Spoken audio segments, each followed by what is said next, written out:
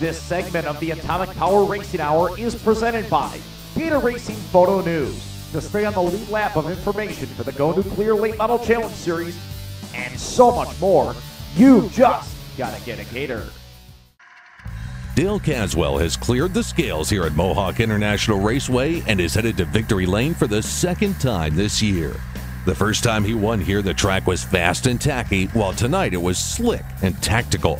Rick Miller pressured him early, while Adam Turner closed in late, but neither were able to move the R19 from the top spot, allowing him to celebrate on the front stretch and speak with our Greg Byrosh.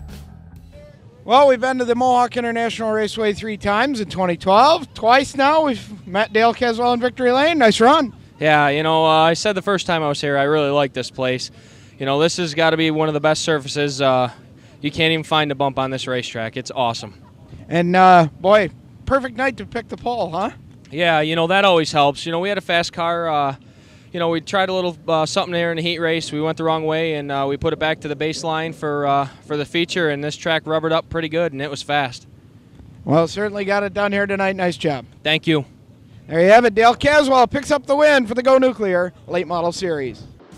Let's take a look back now at the highlights of the 30-lap feature, which saw 3 wide action on the opening lap with Tim Sears Jr. and Adam Turner moving forward.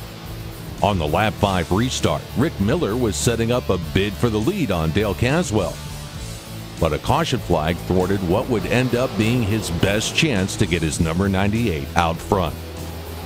On the ensuing restart, Miller again tried the top line, but this time was freight trained by 5 cars in the bottom groove, including Sears and Turner, who again moved up. Turner continued his march forward, taking second a few laps later, while things would only get worse for Sears on lap 16 when he and Sean Beardsley came together, sending the Sears 3T for a wild ride through the grass. An incident that Sears was none too pleased about, as he showed his dismay to the winner from the feature earlier in the day before going to the back of the pack. In the closing laps, Adam Turner was able to reel in Dale Caswell for the lead, but just didn't have enough power off the corner to get by the R19 and would have to settle for second. He would speak to our Greg Byrosh afterwards about his best run of the season. Adam Turner getting the job done, coming home with a fine second place finish. Nice run. Thanks. It was pretty good. I was hoping that we weren't going to get those cautions because the longer runs, I run a little harder compound tire than Dale and Beardsley did, so I was hoping that we could get a long run. At the end there, we got enough laps. I got up to Dale's quarter panel, but I just didn't want to rough him up, and I was happy with second, so it was a good run, though. Car worked really good. Well, it looked like, passing was at a premium. Everybody had to be on the bottom.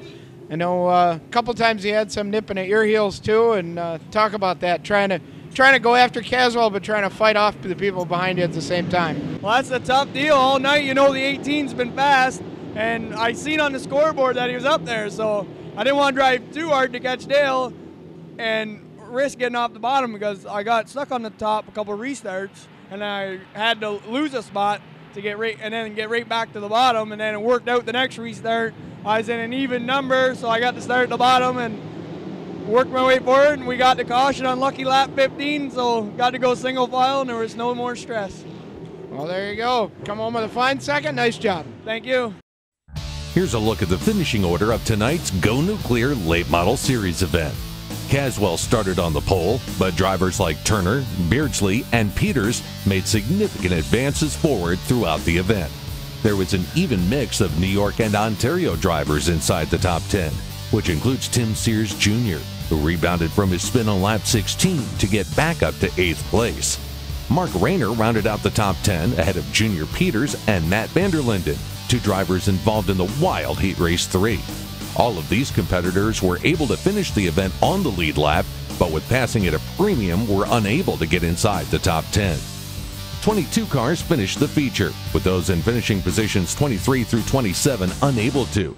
Included in that group, Rick Miller, who made a stout bid for the lead early in the event and was in the top 10 till past halfway. Let's go back down to the pits now and hear from Greg Byrosh, who caught up with 3rd place, Sean Beardsley. Well, not the best redraw, and passing was a premium, but Man, did you get to top 3? Nice job. Yeah, I mean, I had to start 12th, and that was the worst in the redraw, so my luck wasn't with me today. But I had to key up on people making mistakes. I think I had the fastest car out there. It's just I couldn't get it, and the 92 was leaking oil the whole entire race, so I had a vision problem for most of the race. But I'll give it to him. The kid never made a mistake, and he earned every bit of it. A long day of racing here at Mohawk has come to a completion with Dale Caswell stretching out his point lead. For more information on the Go Nuclear late models, visit the website or tune in next time for the championship event from the Brockville, Ontario Speedway. Until then, for Greg Byrosh and Rich Fleck, I'm Paul Small. Good night from Mohawk.